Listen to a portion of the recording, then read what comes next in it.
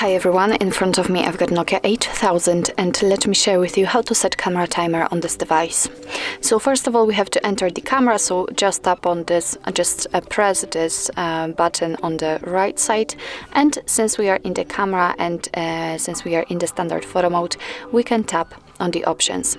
Since we are in the options, we have to go to the right to the self timer option, and as you can see here we've got actually 4 different options from which we can choose. Right now the self timer is off, but we can set 3, 5 or 10 seconds delay. So let me pick 10 seconds delay for example. If you are on this option, just tap on select, and as you can see we just got back to the camera. We've got the information that we just set the camera timer for 10 seconds. So let's press the shutter button. And as you can see right now, your device will count down from 10, and after that time it will take a photo.